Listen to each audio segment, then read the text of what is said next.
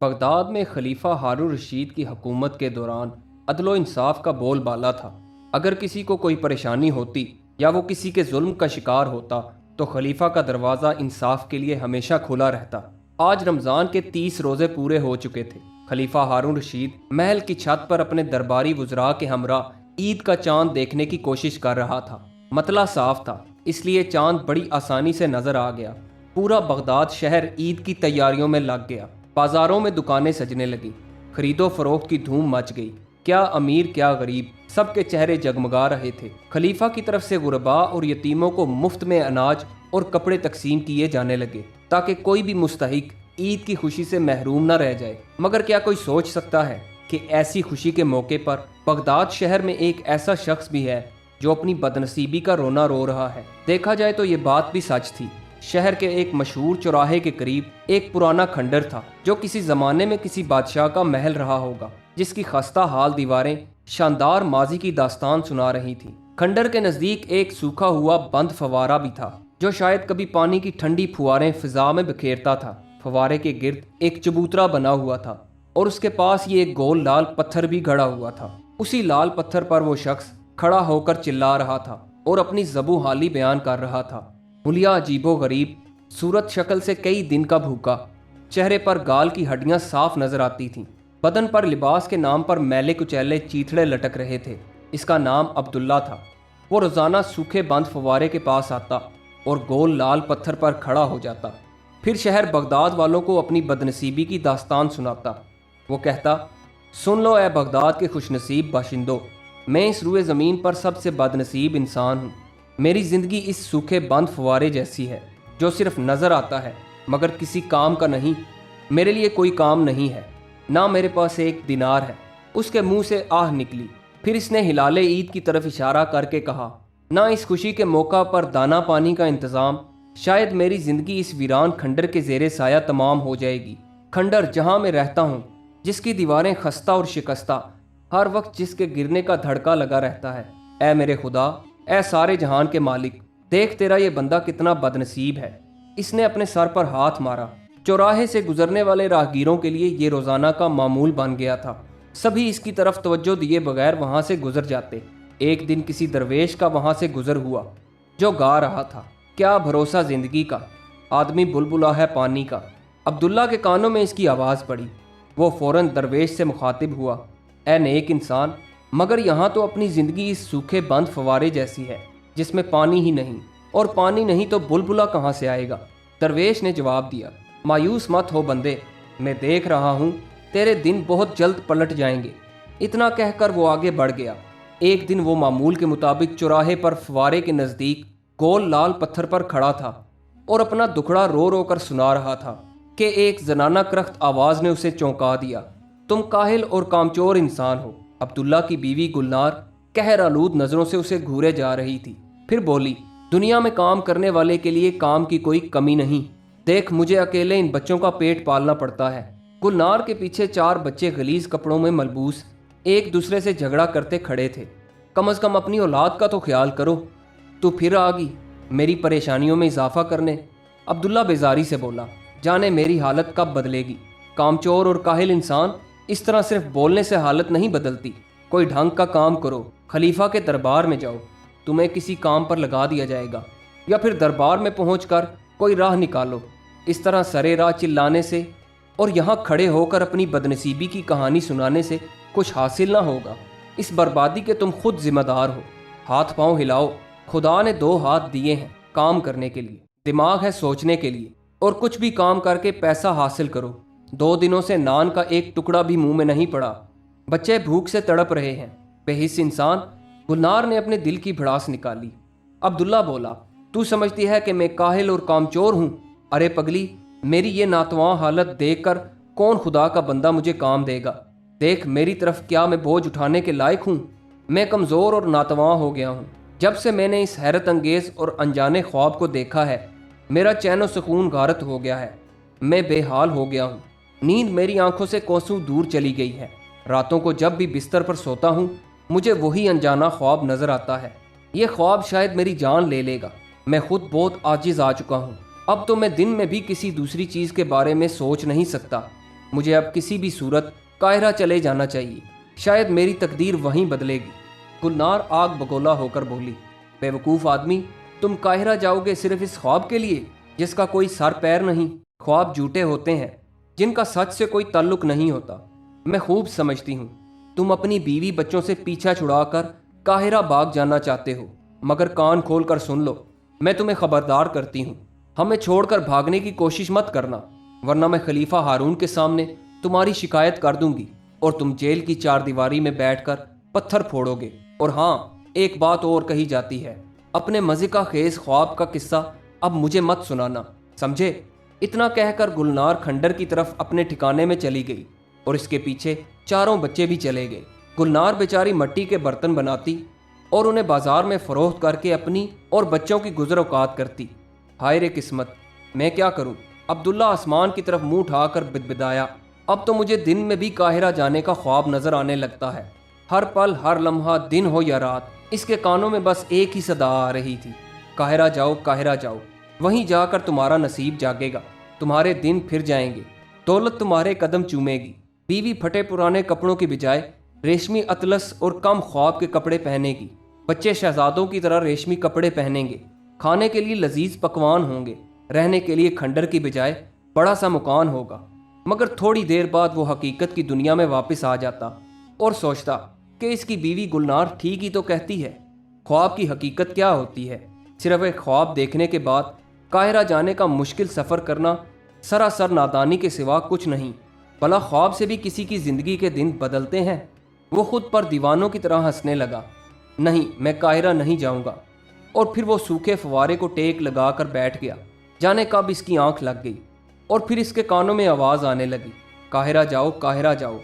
اس گونج سے اس کی آنکھ کھل گئی اور اب تو اس کی حالت پاگلوں جیسی ہو گئی۔ ہر وقت اس کے اعصاب پر قاہرہ جانے کا بھوت سوار رہنے لگا۔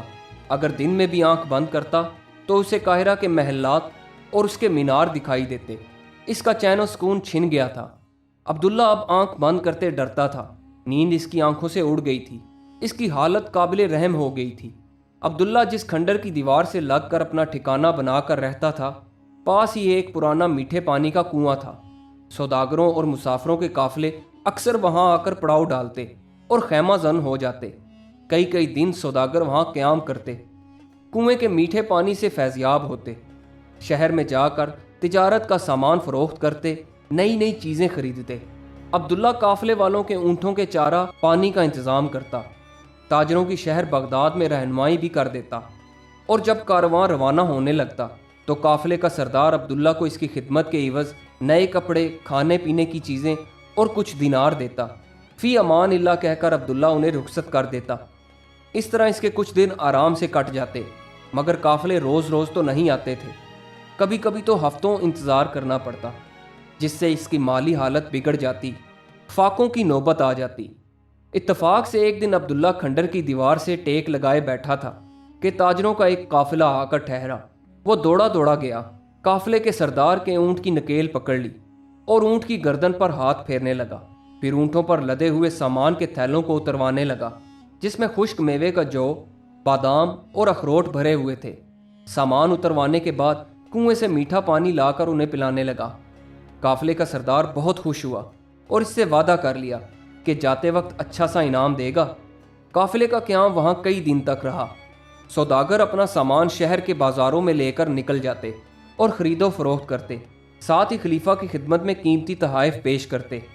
پھر جب قافلہ روانہ ہونے لگا تو سردار نے اپنے وعدے کے مطابق عبداللہ کو بہت سارا انعام دیا اور کہا، آئندہ جب بھی ہمارا گزر ہوگا ہم یہیں قیام کریں گے اور تمہارے یہاں کا میٹھا شیریں پانی نوش فرمائیں گے۔ اچھا، خدا حافظ، اب ہمارا قافلہ قاہرہ کی طرف کوچ کرے گا۔ وہ چونک گیا، کیا کہا، قاہرہ؟ عبداللہ کے منہ سے بے ساختہ نکلا۔ ہاں، سردار نے جواب دیا۔ اسے اپنے کانوں پر یقین نہیں آ رہا تھا۔ اب ہمارا قافلہ قاہرہ کی سمت کوچ کرے گا۔ عبداللہ کو اپنا خواب یاد آ گیا۔ سردار، میں بھی قاہرہ جانے کی خواہش اپنے دل میں رکھتا ہوں، مجھے بھی اپنے ساتھ قاہرہ لے چلو، میں آپ لوگوں کی خدمت کروں گا، میرا بہت بڑا کام ہو جائے گا، آپ کا احسان مجھ پر قرض۔ قافلے کا سردار ایک لمحہ کچھ سوچتا رہا، پھر گویا ہوا، میری ایک شرط ہے، راستے میں تم قافلے کے اونٹوں کی دیکھ بھال کرو گے، منظور ہو تو چلو۔ وہ یہی تو چاہتا تھا، اندھا کیا چاہے دو آنکھ۔ عبداللہ فوراً راضی ہو گیا۔ وہ ایسے ہی کسی موقع کی تلاش میں تھا، قدرت نے خود ہی موقع فراہم کر دیا تھا۔ اپنے خواب کی تکمیل کے لیے آخر کار قافلے کے ساتھ چپکے سے روانہ ہو گیا، کسی کو کانوں کان خبر تک نہ ہوئی۔ عبداللہ نے بغداد کو خیر باد کہا اور کارواں کے ساتھ ہو لیا۔ جاتے جاتے ایک بار اجڑے ہوئے کھنڈر کو دیکھا۔ ایک ہفتے تک ان کا قافلہ ریگستان کی ریت پر چلتا رہا۔ کئی دنوں کی مسافت کے بعد آخر کار ان کا قافلہ قاہرہ کی سرحد میں داخل ہو گیا۔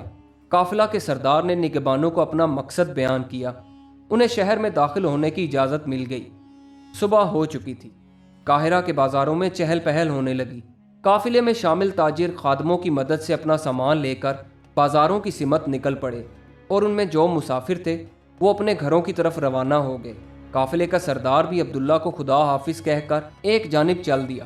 جب قافلے کے تمام لوگ ایک ایک کر کے چلے گئے تو عبداللہ تنہا رہ گیا۔ کھلے آسمان میں سورج سر پر آ گیا تھا۔ اس کی سمجھ میں نہیں آ رہا تھا کہ اس انجان شہر میں کہاں جائے۔ اوپر سے اسے بھوک بھی محسوس ہونے لگی۔ جیب میں ایک پھوٹی کوڑی نہیں تھی۔ وہ صبر کر کے ہی رہ گیا۔ چلتے چلتے اسے ایک پیاؤ نظر آیا، جہاں جا کر اس نے جی بھر کے پانی پیا۔ اسے کچھ توانائی کا احساس ہوا اور بے مقصد شہر کی گلی کوچے میں اجنبی نگاہوں سے ایک ایک چیز کو دیکھنے لگا۔ آخر کار سفر کی تھکان اس پر غالب آ گئی اور وہ تھک کر ایک حویلی نما مکان کے دروازے پر بیٹھ گیا۔ اسے کچھ راحت ہوئی، پھر بیٹھے بیٹھے لیٹ گیا۔ جلد ہی اسے نیند نے اپنی آغوش میں لے لیا۔ نہ جانے کب تک سوتا رہا۔ نیند میں اسے ایسے لگا جیسے کہیں طوفان آ گیا ہو۔ پھر تیز تیز آوازیں آنے لگی۔ چلو اٹھو بدماش یہاں سے۔ عبداللہ نے سوتے میں ایک قہر آلود آواز سنی جو اسے کانوں میں کہیں دور سے آتی ہوئی محسوس ہوئی۔ وہ چونک کر اٹھ بیٹھا اور حیرت سے آنکھیں پھاڑ کر دیکھا۔ سامنے کوئی کھڑا تھا۔ لباس سے وہ کوتوال لگا جو خشمگین نگاہوں سے اسے گھورے جا رہا تھا۔ اس کے ہاتھ میں ایک موٹا سا ڈنڈا تھا۔ عبداللہ گھبرا کر کھڑا ہو گیا۔ اب میری صورت کیا دیکھ رہے ہو؟ تمہیں سونے کے لیے کیا یہی جگہ ملی تھی؟ نامعقول انسان، ابھی لینے کے دینے پڑ جائیں گے۔ ہاں حضور، عبداللہ سہم کر بولا۔ کوتوال نے ایک نظر اس کے حلیے پر ڈالی اور طنزیہ ہنسی ہنسنے لگا۔ میں سب سمجھتا ہوں، آخر میں قاہرہ کے سب سے بڑے قاضی کا خاص آدمی ہوں۔ مجھے معلوم ہے تم بغداد سے یہاں آئے ہو۔ بولو ٹھیک کہا نا؟ ہاں حضور، عبداللہ نے دبی سی آواز میں جواب دیا۔ میں سب سمجھتا ہوں، تم بھیک مانگنے کے مقصد سے یہاں آئے ہو۔ میں یہاں کا کوتوال ہوں، میں سب جانتا ہوں۔ پورا قاہرہ تم جیسے فقیروں سے بھرا پڑا ہے، پتہ نہیں کہاں سے کمبخت چلے آتے ہیں۔ میں یہاں بھیک مانگنے نہیں آیا، میں تو بس اپنا خواب۔ چپ رہو، بہانے بازی مت کرو، کوتوال غصے سے چلایا اور ہاتھ میں لیا ڈنڈا زمین پر پٹکا۔ ایک دن سبوں کو جیل میں بند کر دوں گا، ہا ہا ہا۔ اتنا کہہ کر کوتوال نے اپنی لٹکی ہوئی مونچھوں کو بل دیا اور عبداللہ کو دھکیلتا ہوا سڑک پر لے آیا۔ وہ بے بسی سے منت سماجت کرنے لگا، مگر کوتوال نے ایک نہ سنی اور اسے لے جا کر جیل میں بند کر دیا۔ جیل کی کوٹری میں جا کر عبداللہ ایک کونے میں خاموشی سے بیٹھ گیا، پھر چاروں طرف نظریں گھمائیں۔ وہاں پہلے سے ہی اس جیسے اور بھی کئی لوگ کسی جرم میں قید تھے۔ وہ سوچ میں پڑ گیا، یا خدا، کہاں پھنس گیا؟ اس خواب کے چکر نے تو مجھے مصیبت میں ڈال دیا۔ الہی، یہاں پر میری کسی سے جان نہ پہچان، نہ کسی قسم کی شناسائی، کون میری مدد کو آئے گا؟ اس قید خانے میں تو زندگی ختم ہو جائے گی، میرے بچے یتیم ہو جائیں گے۔ اس سے تو اچھا میں بغداد میں تھا، جہاں میں آزادی سے رہتا تھا۔ اس نے اپنے آپ پر ملامت کی۔ ہائے قسمت، یہ دن بھی دیکھنا لکھا تھا۔ دوسرے قیدی اسے حیرت سے دیکھ رہے تھے۔ اس طرح قید خانے میں کئی روز گزر گئے۔ اس دوران اسے کسی پل چین نہ ملتا اور وہ خواب جو وہ ہمیشہ دیکھا کرتا تھا ایک دفعہ بھی دکھائی نہیں دیا۔ البتہ نیند میں وہ برابر کروٹیں بدلتا۔ پھر ایک دن وہی کوتوال قید خانے میں آیا، عبداللہ کا گریبان پکڑا اور کرخت آواز میں کہا، چلو آج تمہیں قاضی کی عدالت میں حاضر ہونا ہے، اور اسے ساتھ لے کر قاضی کے سامنے پیش کر دیا۔ قاضی اپنی مسند پر بیٹھا ہوا تھا۔ اس کے پیچھے خادم پنکھا جھول رہے تھے۔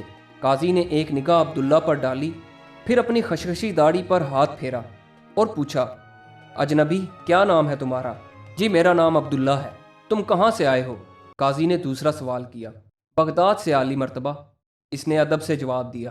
بھلا اتنی دور مشقت اٹھا کر سفر کر کے آنے کا مقصد بیان کرو گے؟ عالی مرتبہ، صرف ایک خواب کی وجہ سے جو دن رات مجھے پریشان کیے رہتا ہے۔ عبداللہ بھولے پان سے قاضی کے سوالوں کا جواب دے رہا تھا۔ کیسا خواب؟ ذرا تفصیل سے بتاؤ۔ تب عبداللہ نے اپنا عجیب و غریب خواب بیان کر دیا جو شب و روز اسے پریشان کیے رہتا تھا۔ اسے صرف قاہرہ دکھائی دیتا اور ایک آواز سنائی دیتی، قاہرہ جاؤ، وہیں قسمت چمکے گی۔ مگر ہائے افسوس، قسمت نے مجھے یہاں لا کر جیل میں پہنچا دیا۔ قاضی کے دربار میں حاضرین اس کی دلچسپ باتیں سن کر ہنسنے لگے۔ قاضی نے انہیں چپ رہنے کا اشارہ کیا۔ وہاں خاموشی چھا گئی۔ قاضی نے پھر اس سے پوچھا، کیا تمہاری بیوی بچوں کو پتہ ہے کہ تم قاہرہ آئے ہو؟ نہیں عالی مرتبہ، ایک قافلے کے ہمراہ آ گیا تھا۔ اتنا کہہ کر اس نے سر جھکا لیا۔ تم ایک نادان اور بزدل انسان ہو۔ صرف ایک خواب کی بدولت تم قاہرہ بھاگ آئے۔ بھلا صرف خواب دیکھنے سے تقدیر بدلتی ہے؟ مجھے تم پر رحم آتا ہے اجنبی شخص۔ پھر کچھ سوچ کر دوبارہ کہا، اپنی بیوی بچوں کو بے یار و مددگار چھوڑ کر آ گئے ہو، ٹھیک نہیں کیا۔ دیکھو مجھے تمہاری باتیں سن کر رحم آتا ہے، میں تمہیں اس لیے رہا کرتا ہوں اور کچھ اشرفیاں دی جاتی ہیں تاکہ تم بغداد واپس جا سکو اور دوبارہ قاہرہ کی شاہراہ پر دکھائی نہیں دینا، ورنہ تم قید خانے میں سخت سزا کے مستحق قرار پاؤ گے۔ قاضی نے اپنا فیصلہ سنا دیا اور سپاہیوں کو اسے رہا کرنے کا اشارہ کیا۔ فیصلہ سن کر عبداللہ کی آنکھیں اشک بار ہو گئیں اور قاضی کو دعائیں دینے لگا۔ پھر جیسے اسے کچھ یاد آ گیا اور پوچھا، عالی جناب، میں بغداد کس طرح واپس جاؤں گا؟ قاضی نے حیرت سے اس کی طرف دیکھا اور اپنی خشخشی داڑھی پر دوبارہ ہاتھ پھیرا اور کہا، اب یہ تمہارا مسئلہ ہے کہ تم کیسے بغداد واپس جاتے ہو۔ میں صرف اتنا جانتا ہوں کہ تم آج کے بعد قاہرہ کی سڑکوں پر دکھائی نہیں دو گے، اس لیے میری نصیحت پر عمل کرو اور بغداد واپس جا کر کوئی اچھی سی محنت مزدوری کرو اور خواب دیکھنا بند کر دو احمق۔ اتنا کہہ کر قاضی ایک لمحہ کے لیے رکا اور اسے کچھ یاد آ گیا۔ پھر اس نے کہا، سنو اے اجنبی شخص، تیرے خواب پر سے مجھے اپنی خود کی ایک بات یاد آ گئی، وہ میں تمہیں سناتا ہوں، جس سے شاید تمہیں کچھ سبق حاصل ہو اور آئندہ خواب دیکھنے سے توبہ کر لو۔ عبداللہ حیرت سے قاضی کا منہ تکنے لگا۔ قاضی نے کہا، ایک دن میں ایک تھکا دینے والے مقدمہ کا فیصلہ سنا کر گھر آیا۔ تھکن سے چور تھا، بغیر کچھ کھائے پیے اپنے بستر پر چلا گیا۔ نیند نے جلد ہی مجھے اپنی آغوش میں لے لیا۔ میں نے بڑا ہی عجیب و غریب خواب دیکھا۔ میں نے دیکھا کہ میں بغداد پہنچ گیا ہوں، وہاں کی سڑکوں پر پیدل چلے جا رہا ہوں۔ میرے سامنے اچانک ایک پرانا سا پھوٹا کھنڈر آ گیا۔ جھٹ سے عبداللہ بولا، آپ صحیح فرما رہے ہیں حضور، میں اسی کھنڈر میں رہتا ہوں۔ قاضی کو غصہ آ گیا، خاموش بے وقوف انسان، بیچ میں مت ٹوک، جب تک میں اپنی بات ختم نہ کر لوں بولنا نہیں۔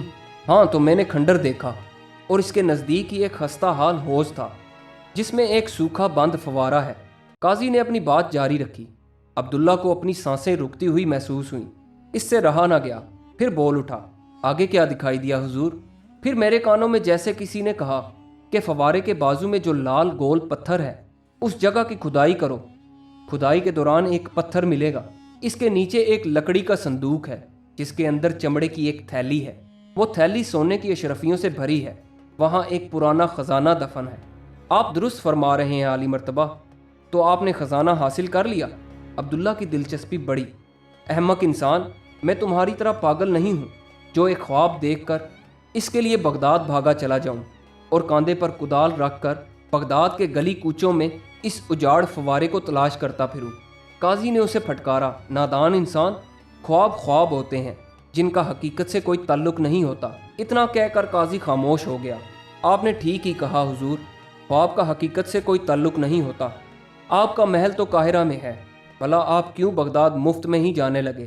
عبداللہ نے قاضی کی خوشامد کی۔ وہ دوبارہ کسی نئی مصیبت میں نہیں پڑنا چاہتا تھا۔ قاضی خوش ہو گیا اور کہا، مجھے خوشی ہے کہ تمہیں میری بات سمجھ آ گئی، اس لیے اب جتنی جلدی ہو سکے اپنے وطن بغداد لوٹ جاؤ جہاں تمہارے بیوی بچے انتظار کر رہے ہیں۔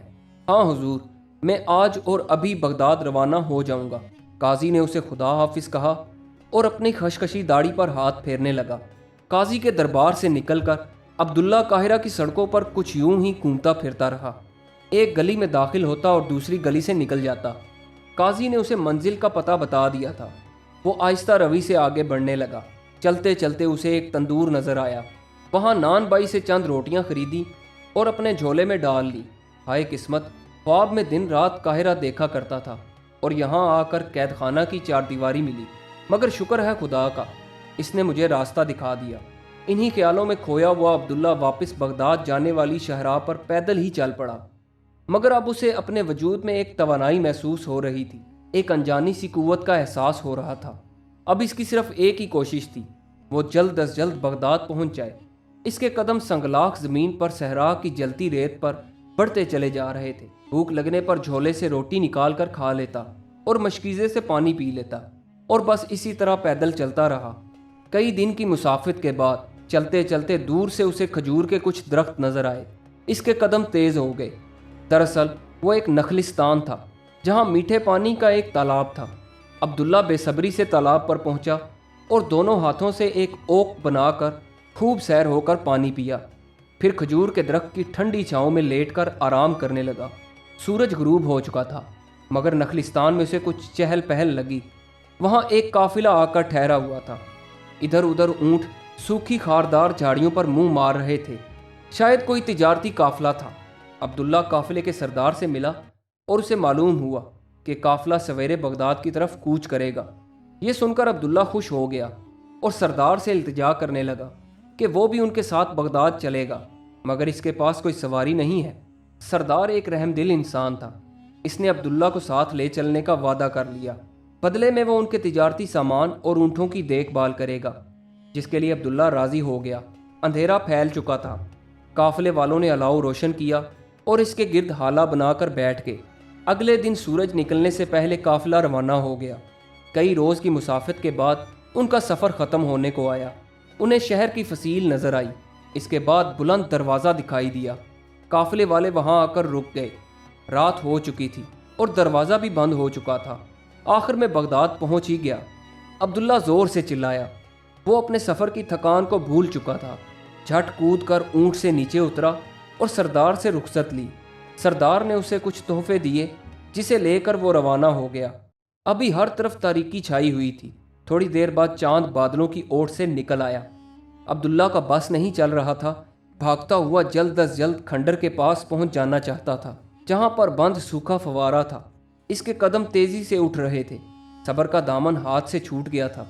آخر کار عبداللہ کھنڈر کے قریب فوارے کے پاس پہنچ گیا۔ اس کے چہرے پر خوشی کی لہر دوڑ گئی۔ اس کی نظر فوارے کے بازو میں اس گول لال پتھر پر پڑی، جس کا ذکر قاہرہ میں قاضی نے کیا تھا، جسے اس نے خواب میں دیکھا تھا۔ اس پتھر پر کھڑے ہو کر وہ روزانہ اپنا دکھڑا سنایا کرتا تھا، جسے وہ ایک عام معمولی سا پتھر سمجھتا تھا، مگر اس پتھر کے نیچے دبی ہوئی اس کے قسمت کے چمکنے کی چابی تھی، جس پر وہ ہمیشہ کھڑا رہتا تھا۔ آس پاس کی چیزیں صاف دکھائی دے رہی تھیں۔ نوبت خانے سے پچھلے پہر کا اعلان ہوا۔ ہر طرف خاموشی اور سناٹا چھا گیا۔ عبداللہ نے خاموشی سے آس پاس نظر گھمائی۔ کوئی اسے دیکھ تو نہیں رہا، کیونکہ اب وہ جو کرنے جا رہا تھا وہ ایک دم رازداری کا کام تھا۔ وہ نہیں چاہتا تھا کہ اس بات کا کسی کو پتہ چلے۔ اطمینان کرنے کے بعد بے صبری سے کوئی نوکدار چیز تلاش کرنے لگا۔ اس کے ہاتھ ایک نوکیلا سا پتھر لگا۔ بس پھر کیا تھا، گول پتھر کے اطراف کی مٹی کو ہٹایا اور نوکیلے پتھر سے اس کے گرد کی مٹی کو کھودنے لگا۔ تھوڑی سی کوشش سے پتھر ہٹ گیا۔ اس کے نیچے اسے کچھ نظر آیا۔ جانے کہاں سے اس کے ہاتھوں میں طاقت آ گئی تھی۔ وہ دونوں ہاتھوں سے مٹی کی تہ ہٹانے لگا۔ کھودتے کھودتے وہاں ایک گڑھا نمودار ہو گیا۔ اچانک اس کے ہاتھ کی انگلیاں کسی سخت چیز سے ٹکرائیں۔ چاندنی رات کا اجالا پھیلا ہوا تھا۔ روشنی میں اسے لکڑی کا ایک پرانا صندوق دکھائی دیا۔ جلدی سے اس کے اوپر کی مٹی کو صاف کرنے لگا۔ صندوق زیادہ بڑا نہیں تھا۔ جھٹ سے اسے گڑھے سے باہر نکالا۔ صندوق میں ایک پرانا قفل لگا ہوا تھا، جسے نوکدار پتھر کی ایک ہی مار نے توڑ دیا اور صندوق کو احتیاط سے کھولا۔ اس کے اندر ایک چمڑے کی تھیلی تھی۔ عبداللہ نے بے چینی سے چمڑے کی تھیلی کو صندوق سے باہر نکالا۔ تھیلی کافی وزندار تھی۔ تھیلی کا منہ چمڑے کی ڈور سے بندھا ہوا تھا۔ تھوڑی سی کوشش سے وہ کھل گیا۔ جب ہی کوئی چیز تھیلی سے نکل کر اس کے پیر پر گری، عبداللہ کی نظر پیر پر پڑی۔ وہ سونے کا ایک سکہ تھا جو چاندنی رات میں چمک رہا تھا۔ اس کی باچھیں کھل گئیں۔ اسے قاہرہ کا وہ قاضی یاد آ رہا تھا جو خواب کو ایک مذاق مانتا تھا۔ اگر وہ اپنے خواب کو سچ سمجھتا اور بغداد آتا تو یقیناً اسے دولت ملتی۔ واہ رے نصیب، یہ دولت میرے حصہ میں لکھی تھی۔ چمڑے کی تھیلی سونے کی اشرفیوں سے بھری ہوئی تھی۔ عبداللہ نے تھیلی میں ہاتھ ڈالا اور مٹھی بھر کر اشرفیاں باہر نکالیں۔ اس نے دیکھا کہ اشرفیوں کے ساتھ ہیرے جواہرات اور موتی بھی شامل ہیں۔ اس نے چمڑے کی تھیلی بند کر کے کاندھے پر رکھی اور خاموشی سے کھنڈر کی طرف چپکے سے چل دیا۔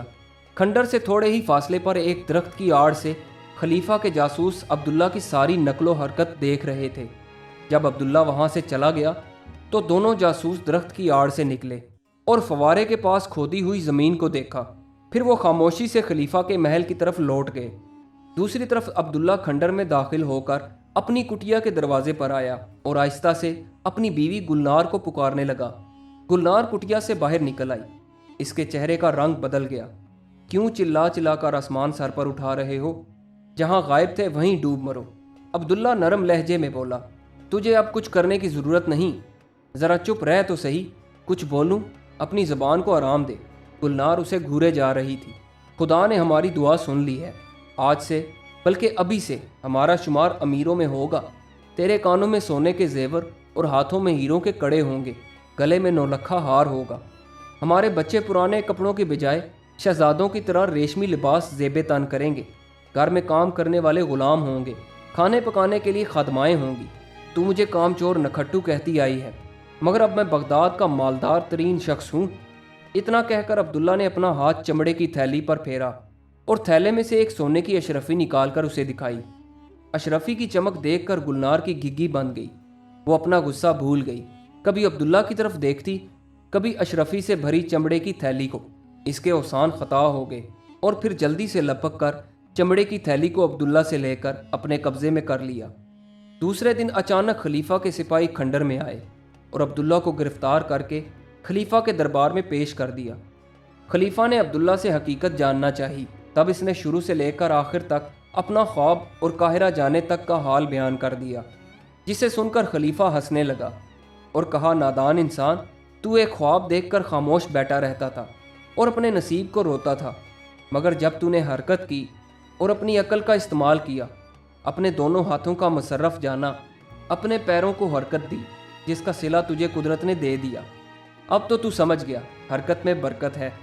بیکار بیٹھے رہنے سے کچھ حاصل نہیں ہوتا، انسان کو کوشش کرتے رہنا چاہیے، نہ کہ کاہلوں کی طرح بیٹھ کر اپنے نصیب کو کوسے۔